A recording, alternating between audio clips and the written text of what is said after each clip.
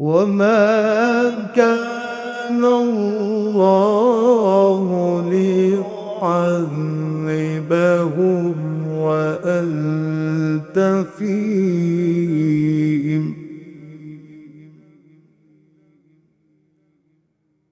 وما كان الله معذبهم وهم يستغفرون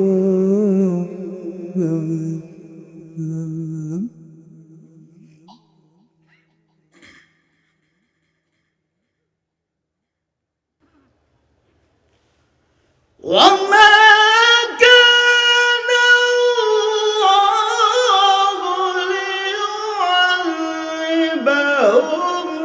وأنت فيهم وما كان الله معذبهم وهم يستغفرون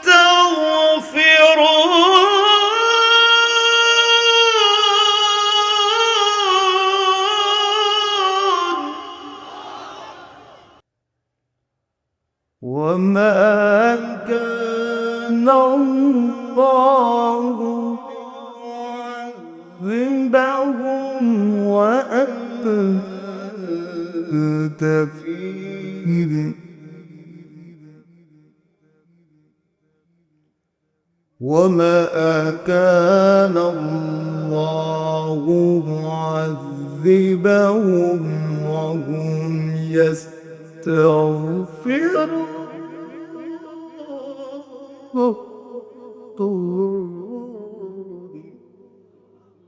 وما كان الله ليعذبهم وأنت فيهم وما كان الله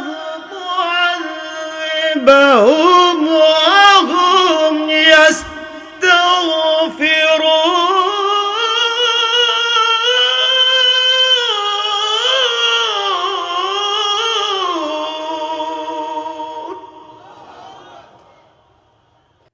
وقال تعالى قل يا عبادي الذين أسرفوا على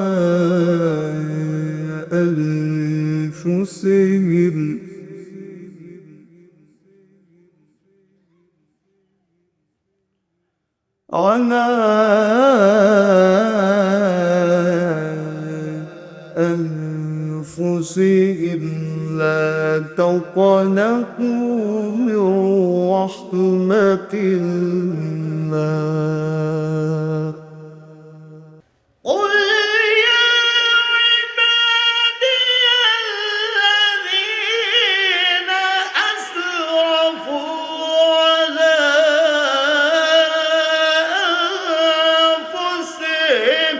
على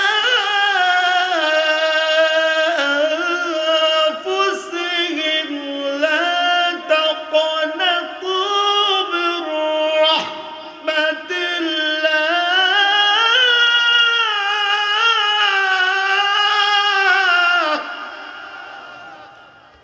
لا تقنطوا من رحمة الله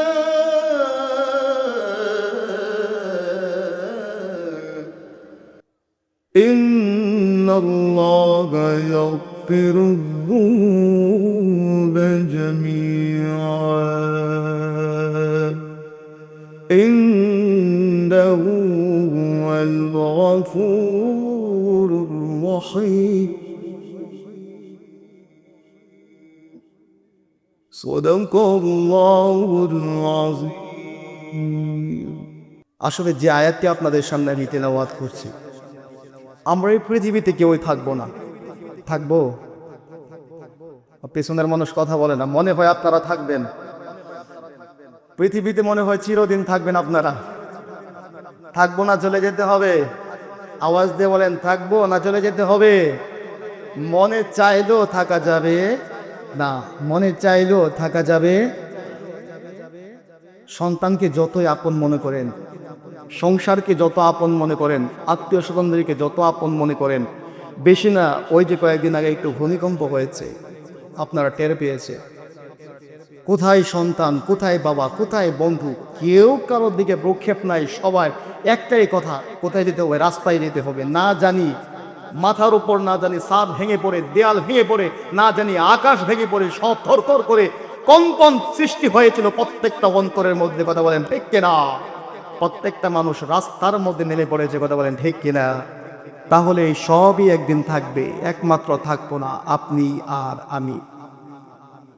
আপনার নিঃশ্বাসটা যখন শেষ হয়ে যাবে, দেখবেন এত কষ্ট করে টাকা পয়সা ব্যাংক ব্যালেন্স করলেন, বাড়ি করলেন, সম্পদ রাখলেন, এগুলো পড়ে থাকবে। এই সন্তানই আপনাকে গোসল করিয়ে, আপনাকে সাদা কাপড় পরিয়ে, আপনাকে কবরের মধ্যে, এই সন্তানরাই দেখবেন শেষ পর্যন্ত এই কবরের মধ্যে নামিয়ে আপনার বুকের উপর মাটি চাপা দিয়ে ওই সন্তানরাই পাষাণ হৃদয় নিয়ে চলে আসবে। কথা বলেন ঠিক কিনা?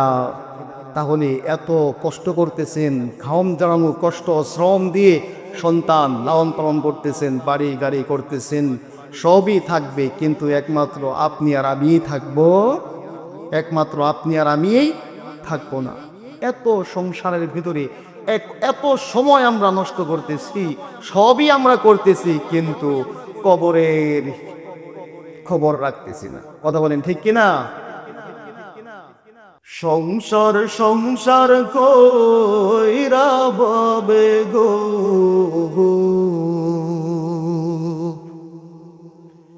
করলি না বন্দেগি,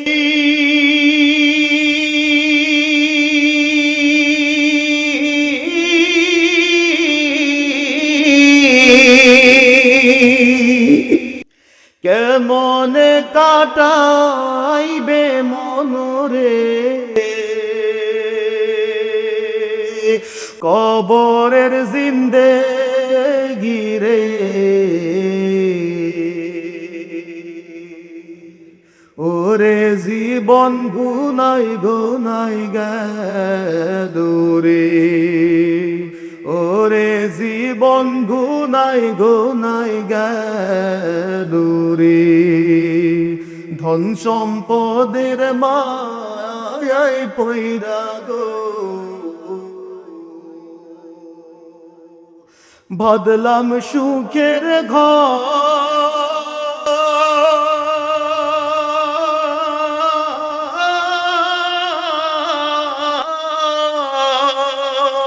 কোন দিন জানি আজরাইলাই সাগো, সবই করে পরে ওরে জীবন গুনাই গুনাই গেলুরে, ওরে জীবন গুনাই গুনাই গেলুরে, নিঃশ্বাসে রই বিশ্বাস কইরা গো, বদলাম সুখের ঘর,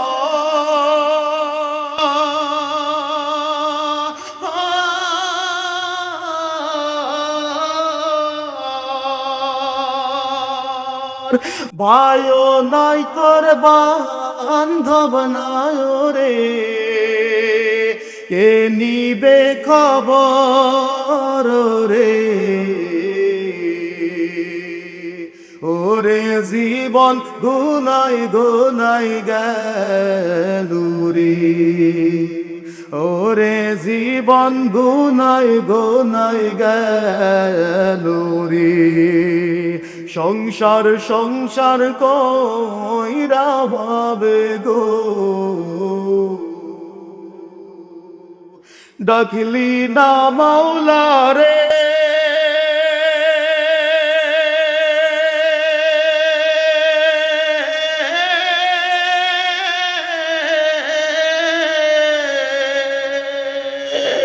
কেমনে কাটাইবি মনরে অন্ধকার কবর রে। ওরে জীবন গুনায় গুনায় গেল রে, ওরে জীবন গুনায় গুনায় গেল রে। কত বলেন ঠিক কিনা? এই জন্য নেক আমল আমাদের করার দরকার আছে না নাই? আওয়াজ দিয়া বলেন, নেক আমল আমাদের করার দরকার আছে না নাই? এই জন্য জিন্দেগির শেষ প্রান্তে আমল নামার মধ্যে যদিও গুনাহ হয়ে থাকে এখনো সময় আছে, কারণ আমরা এখনো যেহেতু আমরা জীবিত আছি, নেক কাজ করার সময় আছে না নাই? আওয়াজ দিয়া বলি আছে না নাই? এই জন্য আমাদের প্রত্যেককে নেক আমল করতে হবে, আল্লাহ তাআলার কাছে তওবা করতে হবে, ইস্তেগফার পাঠ করতে হবে। যে আয়াতে কারিমা আপনাদের সামনে আমি পাঠ করেছি, আল্লাহ পাক রব্বুল আলামিন বলেন, বান্দারে পাহাড় পরিমাণ গুনাহ যদি তোমার আমলনামার মধ্যে হয়ে যায়, আমি আল্লাহ পাক রব্বুল আলামিনের কাছে যদি তোমরা তওবা করো, আমি আল্লাহ পাক রব্বুল আলামিনের কাছে তওবা করতে দেরি হবে, কিন্তু আমি আরশের মালিক তোমাদেরকে ক্ষমা করতে দেরি হবে না। বলি সুবহানাল্লাহ। আমার আগে মুফতি নাসিরউদ্দিন রহমানী সাহেব ওয়াজ করেছে, নবীজির কত মহাব্বত উম্মতের প্রতি। নবীর যদি উম্মতের প্রতি মহাব্বত আর ভালোবাসা থাকে, আমার আল্লাহ তাআলা আপনার প্রতি আমার প্রতি দয়া মায়া কম না বেশি? আওয়াজ দিয়া বলেন, কম না বেশি? আরশের মালিক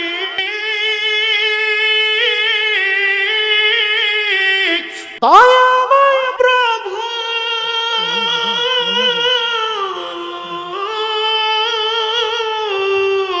কেমন মায়া কেমন দয়া বান্দাদের প্রতি। আল্লাহ তাআলার এক বান্দা 60 বছর 70 বছর হায়াত সে পেয়েছে, কিন্তু সে চিন্তা করলো, গাইরে 60 বছর 70 বছর সময় আমি পাইলাম, কিন্তু আমার আমল নামার মধ্যে কোনো নেক পাইতেছি না, আমি আল্লাহ তাআলার সামনে কিভাবে দাঁড়াবো? এই চিন্তা তার অন্তরের মধ্যে চলে আসছে। এবার তার সন্তানদেরকে ডাকতেছে, বুখারী শরীফের লম্বা হাদিস বলতেছি, সংক্ষেপ কথা। এবার ওই বাবা তার সন্তানদেরকে ডাক দিল, আমার সন্তানেরা বসো, আমার পাশে বসো, আমার মনে হয় হায়াত শেষ হয়ে গিয়েছে, আমি মনে হয় আর বেশিক্ষণ জীবিত থাকবো না, আমি যখন পৃথিবীর থেকে বিদায় হয়ে যাব, আমার এই দেহটাকে তোমরা আগুনের মধ্যে জ্বালিয়ে পুড়িয়ে শেষ করে দিবা। বলি নাউযুবিল্লাহ। আমার এই দেহটাকে আগুনের মধ্যে জ্বালিয়ে পুড়িয়ে ছাই করে দিবে। কিসের কারণে? কারণ জিন্দেগিতে একটা নেক আমল আমি করতে পারি নাই, কোন মুখে নিয়ে আমি আল্লাহ তাআলার সামনে দাঁড়াইবো? এই চিন্তা করিয়া সন্তানদেরকে ওসিয়ত করলেন। এবার ঘটনাক্রমে ওই আল্লাহ তাআলার বান্দা দুনিয়ার থেকে বিদায় হয়ে যায়। সন্তানেরা তার বাবার ওসিয়ত অনুযায়ী বাবার লাশটাকে আগুনের মধ্যে পুড়িয়ে ছাই করলো। 1 ভাগ চাই ওসিয়ত অনুযায়ী বাতাসের মধ্যে উড়িয়ে দিল, আরেক ভাগ চাই ওই পানির মধ্যে মিশ্রণ করে দিল, আরেক ভাগ চাই এই জমিনের নিচে তথা মাটির নিচে দাফন করে দিল। আল্লাহ পাক রব্বুল আলামিন আওয়াজ দিয়া বলেন, ওই বান্দাটাকে কাল কিয়ামতের ময়দানে আমার আল্লাহ তাআলা দাঁড় করাইতে পারবে কি পারবে না? আওয়াজ দিয়া বলেন, আমার আল্লাহ দাঁড় করাইতে পারবে কি পারবে না? কারণ বান্দার নিয়ত যদি চাই করে দেয়, তাহলে আমি দাঁড়াইবো না, দাঁড়াইতে পারবো না, আল্লাহ আমাকে খুঁজে পাবে না। কিন্তু আল্লাহ পাক রব্বুল আলামিন কালামে পাকের মধ্যে ইরশাদ করেছেন, মিনহা খালাকনাকুম ওয়া ফিহা নুঈদুকুম ওয়া মিনহা নুখরিজুকুম তারাতান উখরা। আল্লাহু আকবার বলেন। আল্লাহ পাক রব্বুল আলামিন বলেন, বান্দারে এই মাটির থেকে আমি তোমাদেরকে সৃষ্টি করেছি, আমার এই মাটির মধ্যে তোমাদেরকে দাফন করা হবে, আবার কাল কিয়ামতের ময়দানে তোমাদের সবাইকে এই মাটির থেকে আবার পুনরায় দণ্ডায়মান করা হবে। বলি সুবহানাল্লাহ। এবার ওই বান্দার আগুনের পুরানো এই ছাইগুলোকে বাতাসের মধ্যে উড়িয়ে দিল, পানির মধ্যে মিশ্রণ করে দিল, জমিনের নিচে দাফন করে দিল। ওই বান্দাটাকে আল্লাহ পাক রব্বুল আলামিন কাল কিয়ামতের ময়দানে দাঁড় করাইবেন। সুম্মা নুফিখা ফীহি উখরা ফাইযা হুম কিয়ামুন ইয়ানসুরুন। ওই বান্দাটাকে কাল কিয়ামতের ময়দানে ইসরাফিল যখন সিংহার মধ্যে ফুৎকার দিবেন, প্রত্যেকটা মানুষ যেখানে মৃত্যুবরণ করেছে ওই প্রত্যেকটা মানুষ ওই কবরস্থান থেকে প্রত্যেকে নিজ নিজ ভাবে দণ্ডায়মান হবে, বলে সুবহানাল্লাহ। আরশের মালিক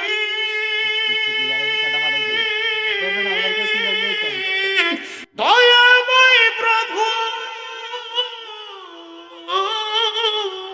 ওই বান্দাটাকে আবার দণ্ডায়মান করবেন, বলি সুবহানাল্লাহ। আল্লাহ আপনাকে বান্দাটাকে দণ্ডায়মান করবেন, বলবেন বান্দারে কিসের কারণে তোমার এই দেহটাকে জ্বালিয়ে পুড়িয়ে ছাই করেছো? এবার ওই বান্দা জবাব দিবে, আল্লাহ আপনার ভয়ে আমার দেহটাকে আগুনের মধ্যে জ্বালানোর জন্য আমি বলেছি। আল্লাহ পাক বলবে, সত্যি কি আমার ভয়ে তুমি এরকম করেছো? বান্দা বলবে, আল্লাহ দুনিয়ার কোন মানুষের ভয়ের জন্য না, একমাত্র আপনার ভয় নিয়ে আমি এরকম করেছি। আল্লাহ পাক রব্বুল আলামিন ডাক দিয়া বলবেন, এরে আমার বান্দা আয় আয় আয় আমার কাছে আয়, আমার ভয় নিয়ে যেহেতু তুমি এরকম করেছো, অতএব আজকে এই হাসরের ময়দানে আমার রহমান নামের ওসিলায়, আমার গফফার নামের ওসিলায় তোমাকে আমি এই মুহূর্তে ক্ষমা করিয়া জান্নাতের মেহমান হিসেবে কবুল করে নিলাম। এই কথায় আল্লাহ পাক রব্বুল আলামিন বলেন, লা তাকনাতু মির রাহমাতিল্লাহ, বান্দারে আমার রহমত দেখে তোমরা নিরাশ হবে না। অতএব ও ভাইরা ও বোনেরা, যারা আজকে ওয়াজ মাহফিল শুনতেছেন, এই প্যান্ডেলের ভিতর যারা বসেছেন, আপনাদের কাছে আমাদের নিবেদন, আসুন অতীতের জিন্দেগির সমস্ত পাপ অংশীলতা থেকে আমরা মাপ চাইবো, ইনশাল্লাহ পারবো তো ইনশাল্লাহ। কারা কারা তওবা করবো তো হাত তুলে আমার আল্লাহকে দেখায়। নারায়ে তাকবীর, নারায়ে তাকবীর।